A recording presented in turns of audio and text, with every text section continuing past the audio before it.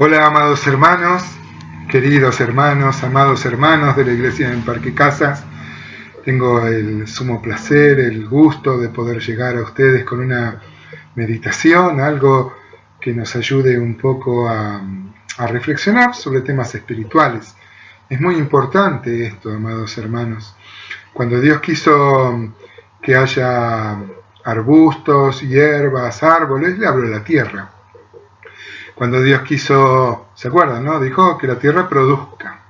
Cuando quiso que haya peces, y dice la Biblia que hizo los grandes monstruos marinos, le habló al mar y le dice que las aguas produzcan peces. Pero cuando pensó en el hombre, se habló a sí mismo y dijo, hagamos al hombre a imagen y semejanza nuestra, ¿no? Eso es un principio bíblico, hermanos. Un pez no puede vivir sin agua. El ambiente natural del pez es el agua. Un árbol no puede vivir sin tierra. Y de la misma forma el hombre no puede vivir sin Dios. Dios es su esfera natural y a Él le debemos. El apóstol Pablo dice que en Dios nos movemos y somos. Así que no hacemos más que volver al proyecto original, reflexionando en cosas espirituales, cosas que tienen que ver con Dios, con su palabra, con su propósito. El agua sin un pez sigue siendo agua, pero el pez sin el agua muere. La tierra sin el árbol o sin uno de sus árboles no deja de ser tierra, pero la tierra, el árbol sin la tierra muere. De la misma forma pasa con nosotros, amados hermanos. Ojalá entonces esto sirva para nuestra reflexión. Yo quisiera, hermanos, reflexionar en uno de los acontecimientos más importantes, me animaría a decir, después de la cruz, porque la cruz es lo más importante, que fue la encarnación de nuestro amado Señor Jesús. Dice Gálatas 4:3, dice, así también nosotros, cuando éramos niños, estábamos en esclavitud bajo los rudimentos del mundo. Pero cuando vino el cumplimiento del tiempo, Dios envió a su Hijo, nacido de mujer y nacido bajo la ley, para que redimiese a los que estaban bajo la ley, a fin de que recibiésemos la adopción de hijos. Y por cuanto sois hijos, Dios envió a vuestros corazones el Espíritu de su Hijo, el cual clama, Abba Padre. Así que ya no eres esclavo, sino hijo, y si hijo también heredero de Dios por medio de Cristo. Dice el apóstol Pablo que cuando vino el cumplimiento del tiempo, hay un tiempo particular, específico, los teólogos se han dado cuenta de que el Imperio Romano, si bien había hecho la Pax Romana, que era una paz de terror, con un ejército que podía aquietar y sofocar cualquier rebelión, eso favoreció, digamos, fue un tiempo propicio para la propagación del Evangelio, porque en tiempo de muchas guerras y tumultos esto hubiera sido contraproducente, ¿no? También que haya un buen ejército romano, se mandó a hacer rutas y carreteras, por lo que luego también andaban los misioneros. Y además había un idioma universal, nunca había pasado un imperio tan grande que tuviera un solo idioma, el idioma griego, no era el latín, que era el idioma propio del gobierno romano. Así que cuando vino el cumplimiento del tiempo, hermano, Dios mandó a su Hijo nacido de mujer. Es muy importante esto, hermanos. Yo no sé si te has puesto alguna vez a reflexionar la cantidad de implicaciones que esto tiene. Dice Juan 1:1 que en el principio era el verbo era con Dios y el verbo era Dios. Eso es lo que la Biblia dice, ¿no? El verbo era Dios, estaba con Dios, pero era Dios. Este era en el principio con Dios, todas las cosas por él fueron hechas, y sin él nada de lo que ha sido hecho fue hecho.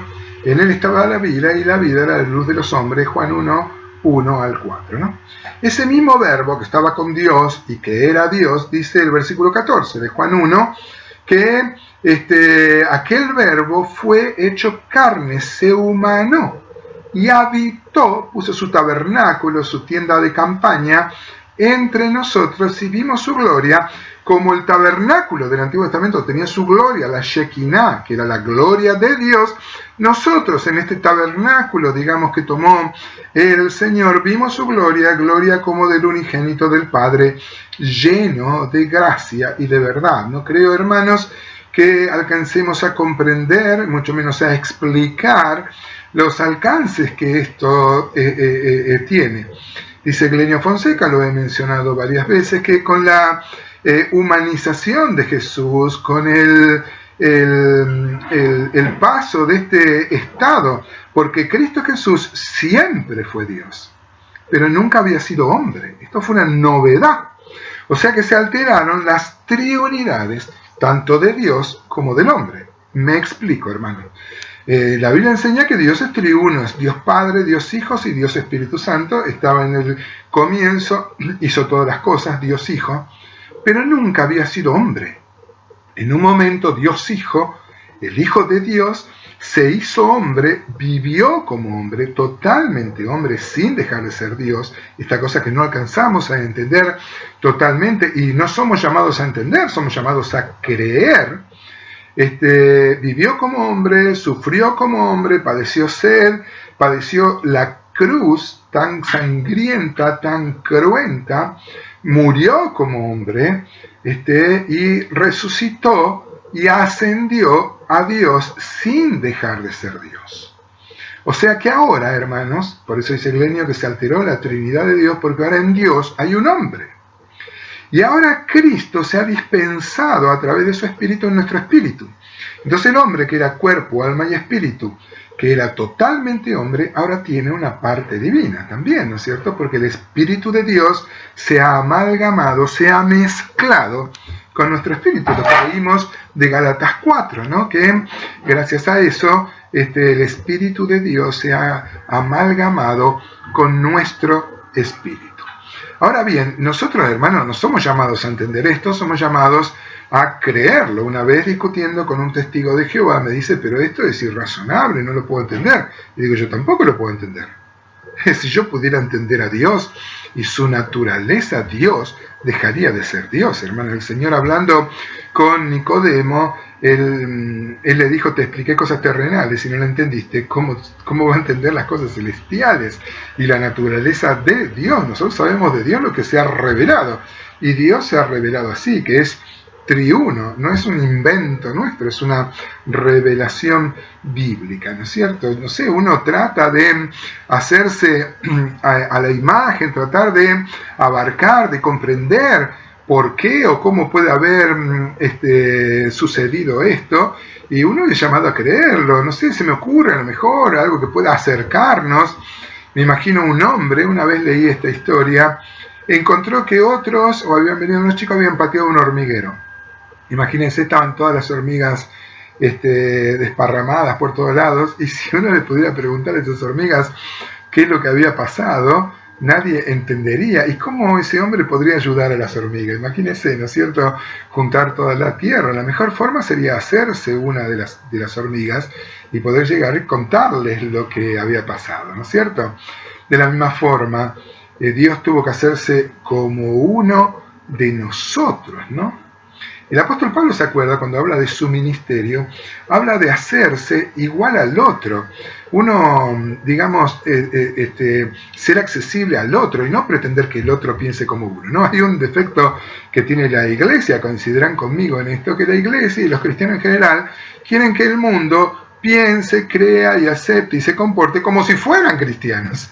Y la Biblia dice que esto es imposible para el hombre natural. Muchos cristianos anhelan que los estados piensen como si fueran cristianos, cuando no son cristianos. Esto es imposible, ¿no es cierto? El apóstol Pablo dice en 1 Corintios 9:20, me he hecho a los judíos como judío para ganar a los judíos, a los que están sujetos a la ley, aunque yo no estoy sujeto a la ley, como sujeto a la ley para ganar a los que están sujetos a la ley. A los que están sin ley, como si yo estuviera sin ley, no estando yo sin ley de Dios, sino bajo la ley de Cristo, para ganar a los que están sin ley. Me he hecho débil a los débiles para ganar a los débiles. A todos me he hecho de todo para que de todos modos salve a a algunos, ¿no? El ejemplo, nuestro ministerio, hermanos, debe ser como el apóstol Pablo, querer ganar a otros, ¿no? Y el mayor ejemplo lo hemos tenido en Cristo, porque Cristo dejó lo que Él era para venir y hacerse como uno de nosotros sin tener nuestro pecado. ¿Se acuerdan? Una vez hemos hablado de esto cuando hablamos de la serpiente, ¿no? Esto es maravilloso, hermanos. Dios se hizo hombre como uno de nosotros, no un semidios como Heracles, quien fue Hércules para los latinos, ni como Aquiles, por ejemplo, que era mitad dios y mitad hombre. No, no es así. Yo tengo un amigo que estudió para ser rabino, judío, es de religión judía. Me enriquece mucho las charlas con él, porque puedo saber acerca de la religión judía, ¿no? Él me dice que yo tengo un Dios griego, porque yo tengo un Dios que se hizo hombre. Para él esto, como para todos los judíos, es una gran blasfemia esto, ¿no? Y bueno, es parte, por eso dice el apóstol Pablo que el evangelio, la palabra de la cruz, es locura a los que se pierden, ¿no? Para los judíos tropezadero, para los gentiles locura, ¿no? Ahora bien, hermanos, el verbo se hizo carne, ¿no es cierto? ¿Por qué el verbo se hizo carne? Hermano, ¿alguna vez vos te preguntaste por qué él tuvo que tomar la forma humana? ¿Por qué? Mira, en primer lugar, hermanos, en la ley de Dios, nosotros estamos bajo la ley de Dios que nos muestra cómo somos y nos muestra nuestra condición de pecado. Pero en la ley de Dios estaba la figura del Goel, que era el Redentor. El Redentor era aquel que redimía, que compraba, por ejemplo, una mujer quedaba sin su marido. Este era un drama en la sociedad y en la vida espiritual judía. Entonces el cuñado, el hermano del marido muerto, tenía la obligación de casarse, de redimirla. Si no quería él, tenía que seguir otro. ¿Se acuerdan el caso de Ruth, no? Y cómo llega a vos dice, no, pero hay otro que tiene el derecho antes de casarse con Ruth, como habita, porque, bueno, para eso, entonces él, como el otro no quiere, ustedes conocen la historia de Ruth, se va a casar vos con Ruth, ¿no es cierto? El Redentor tenía que ser pariente. En primer lugar, podríamos decir, esto sería un tema muy amplio, estamos tratando de sacar algunas aplicaciones devocionales. En primer lugar, hermanos, Dios se hizo hombre para hacerse como uno de nosotros, nuestro pariente, para hermanarnos. Él vino a identificarse. El Redentor tenía que ser pariente, tenía que tener dinero, porque alguien, por ejemplo, tenía que comprar las posesiones del hombre muerto para redimirlo. Redimir siempre tiene que ver con comprar, ¿no es cierto? Y en tercer lugar tenía que querer hacerlo, ¿no? Y las tres cosas se han cumplido en Cristo. Cristo se hizo hombre, se hizo como uno de nosotros, hermanos, para redimirnos, para ser nuestro pariente redentor. Dice Efesios 4:8 dice que subiendo a lo alto llevó cautiva la cautividad y dio dones a los hombres. Y eso de que subió, ¿qué es? Sino que también había descendido primero a las partes más bajas de la tierra. Ustedes saben que este texto en alguna teología tradicional católica le ha dado letra para hablar sobre el infierno, porque dice las partes más bajas de la tierra. Antes se creía que el infierno quedaba debajo de la tierra. La palabra infierno significa inferior, ¿no es cierto? A mí me gusta pensar que no habla, por supuesto, del infierno este pasaje, aunque algunos teólogos dicen que sí, ¿no? Bueno, déjenme disentir un poco en esto, pero el texto habla de que Jesús vino a lo más bajo que había en la tierra. Y a mí me emociona pensar que ahí estabas vos, que ahí estaba yo, mi querido hermano, mi querida hermana. Él vino hasta lo más bajo, dice Filipenses 2, que siendo Dios se hizo hombre se hizo siervo, siendo siervo se hizo obediente hasta la muerte, y muerte de cruz, ¿no es cierto? Ahora, es muy importante esto, hermanos, lo que dice el apóstol Pablo, quien creo yo es el autor de la carta a los hebreos. Él escribe que tuvo que asemejarse, ¿no es cierto?, en todo a sus hermanos para ser misericordioso y sumo sacerdote. Entonces, en Hebreos 2, 14 al 18, aunque podemos leer desde el 10. Miren, Dice Hebreos 2:10, hermanos, acompáñenme en la lectura. Dice, porque convenía a aquel por cuya causa son todas las cosas, y por quien todas las cosas subsisten, que habiendo de llevar muchos hijos a la gloria, perfeccionase por aflicciones al autor de la salvación de ellos. Porque el que santifica y los que son santificados de uno son todos, por lo cual no se avergüenza de llamarlos hermanos, diciendo, anunciaré a mis hermanos tu nombre, y en medio de la congregación te alabaré. Versículo 13, otra vez yo confiaré en él, y de nuevo, he aquí yo y los hijos que Dios me dio. Alguna vez hemos explicado, este es un cumplimiento también de la profecía de José, ¿no? Bueno, el versículo 14, para no irme, dice, así que por cuanto los hijos participaron de carne y sangre, o sea, eran humanos, él también participó de lo mismo para destruir por medio de la muerte al que tenía el imperio de la muerte, esto es, al diablo, y librar a todos los que por el temor de la muerte estaban toda la vida sujetos a servidumbre, porque ciertamente no socorrió a los ángeles, sino que socorrió a la descendencia de Abraham, por lo cual debía ser en todo semejante a sus hermanos, para venir a ser misericordioso y fiel sumo sacerdote en lo que a Dios se refiere, para expiar los pecados del pueblo, pues en cuanto él mismo padeció siendo tentado, es poderoso para socorrer a los que son tentados. Miren, hermanos, yo no creo tener la capacidad para explicar la profundidad teológica que este pasaje tiene, pero este pasaje dice que por cuanto los hijos participaron de carne y sangre, Dios nos hizo humanos de una raza adámica caída. Cristo se identificó, no con el pecado, ¿no?, pero con nuestra naturaleza, se hizo hombre, nació de una mujer virgen, que luego tuvo otros hijos, no sé lo que fueron hermanos del Señor. El Señor se crió en una familia, habrá discutido con sus hermanos, él era el primogénito, pero María tuvo por lo menos 6 hijos, ¿no? Dice que lo hizo para compadecerse de nosotros, primero para poder expiar en la carne, en nuestra naturaleza, nuestro pecado universal. Gloriosa verdad, para la cual no bastaría un mensaje, una reunión, no bastaría esto, sino que daría mucho, deberíamos abundar en esto, ¿no? Pero dice que se hizo hombre también, hermanos, estamos esbozando así, se hizo hombre para ser nuestro pariente, para identificarse con nosotros, para expiar los pecados, y dice acá, para socorrer, dice Hebreos 2:18, pues en cuanto él mismo padeció, siendo tentado, es poderoso para socorrer a los que son tentados. Dios todo lo sabe. Él es Dios y conoce nuestras tentaciones, pero nunca lo había vivido. Y dice la Biblia acá que Jesús fue tentado en todo según nuestra semejanza. El título de esta meditación, de este mensaje que yo les quería compartir en esta oportunidad es Kazantzakis tenía razón. Ustedes saben, yo fui ganado para el Señor en los años 80, en el año 85, y ahí a poco de caminar en la vida cristiana apareció una película que generó mucho revuelo, una película basada en un libro que escribió Nicolás Kazantzakis.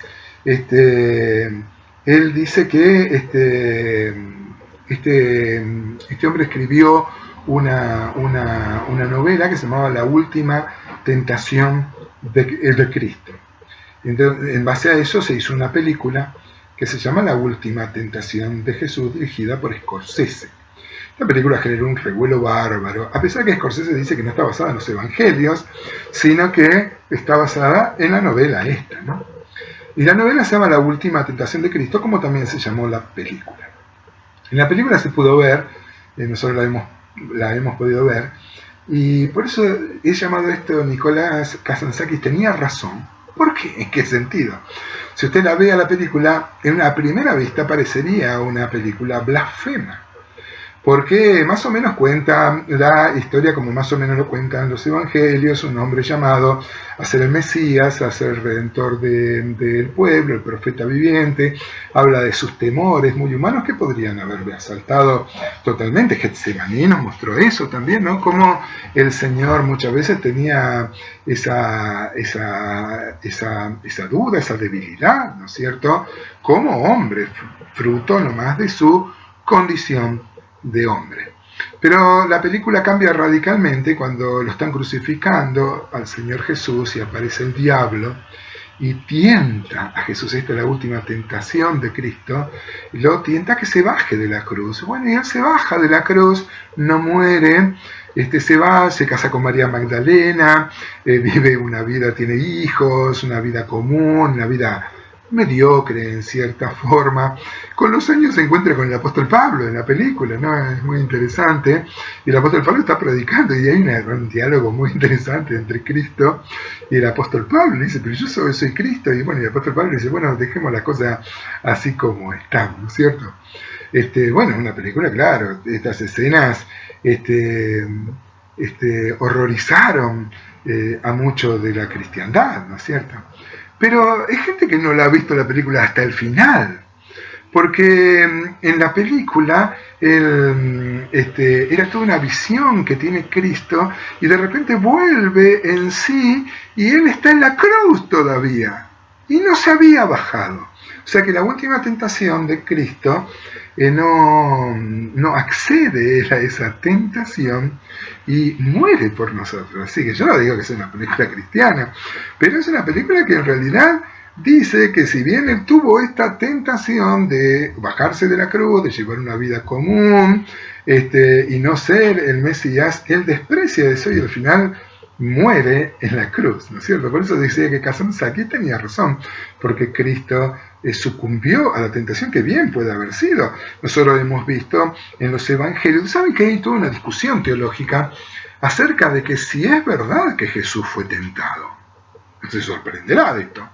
Pero, por ejemplo, W. Best es un teólogo. Él habla y le dio letra para un libro de cientos de páginas. Yo lo tengo ahí, hace muchos años que lo he leído. Pero ustedes saben que dice Santiago, por ejemplo, ¿se acuerdan Santiago 1.14? Dice que cuando uno es tentado, cuando de su propia concupiscencia es atraído y seducido, entonces la concupiscencia, después que ha concebido, da luz el pecado, y el pecado siendo consumado da luz la muerte. Amados hermanos míos, no erráis, ¿no es cierto?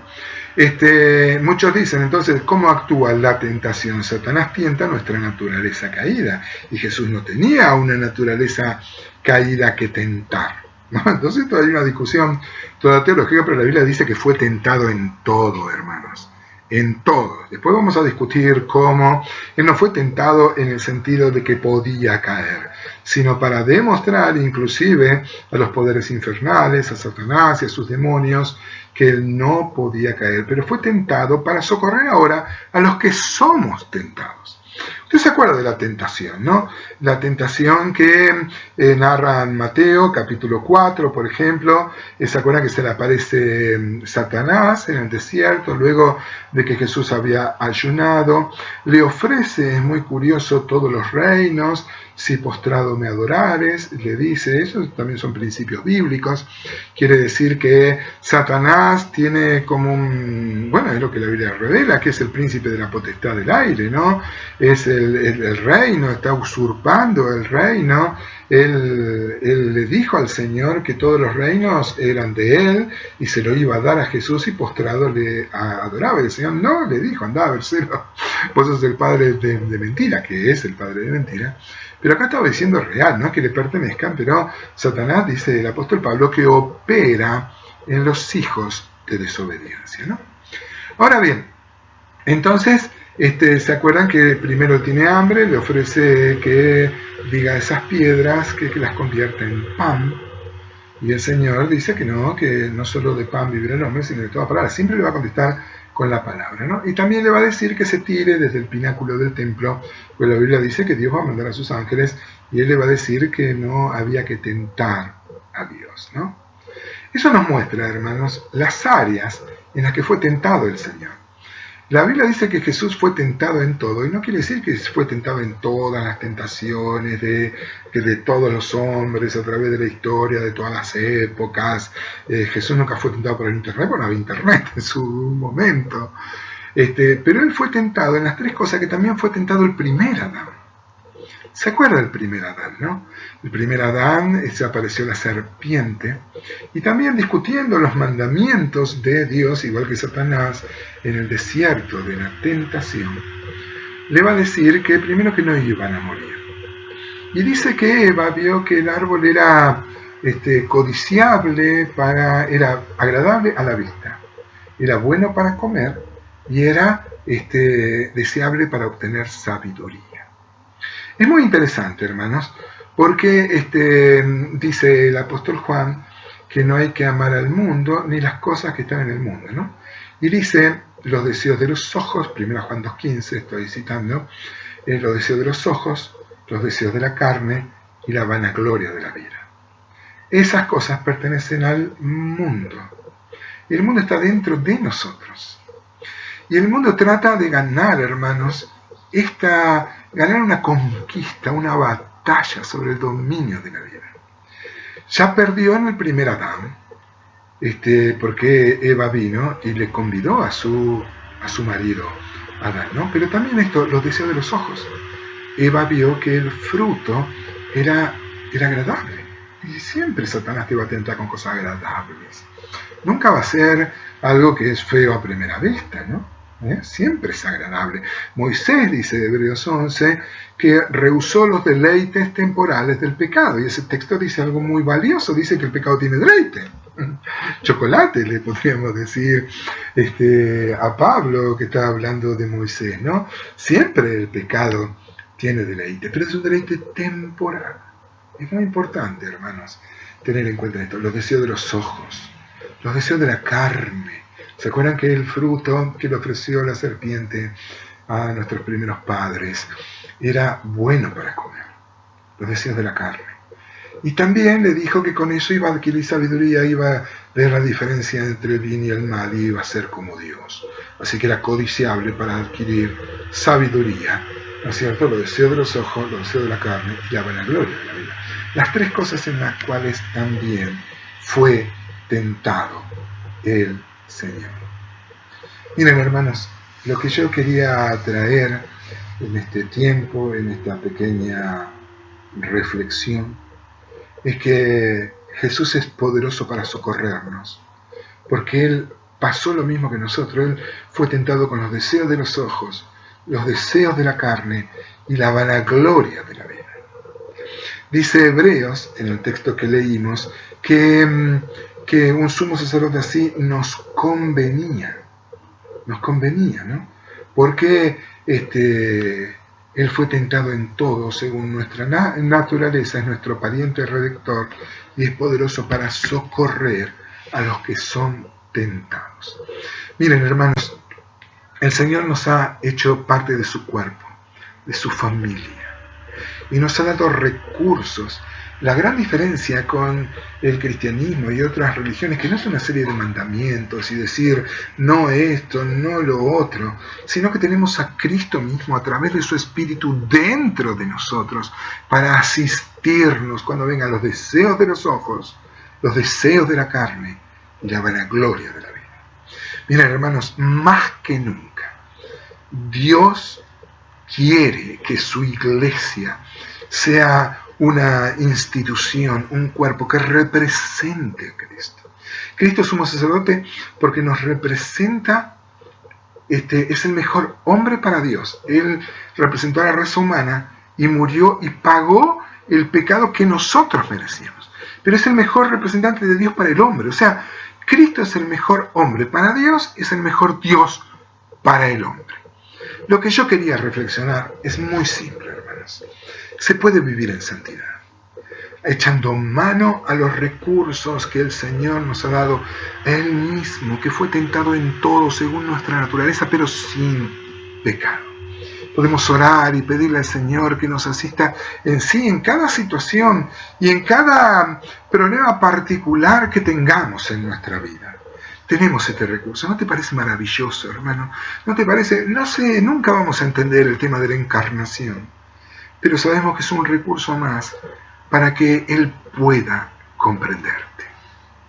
Esto es maravilloso. Él sabe tu dolor. Él sabe las pruebas, sabe los vicios, sabe las mañas y sabe qué tan sincero sos en querer dejar eso. Ojalá podamos ser como Pedro. ¿Se acuerdan? El Señor le dijo, Pedro, ¿me quieres aunque sea? Señor, tú sabes todo, tú sabes que te quiero. Y hermanos, basta una pequeña fe para tomar estos recursos y poder vivir una vida de victoria. Dios nos bendiga, hermanos. Tenía razón la película, porque Jesús resistió esa tentación y es poderoso para auxiliarnos cuando nosotros seamos tentados. Dios nos bendiga.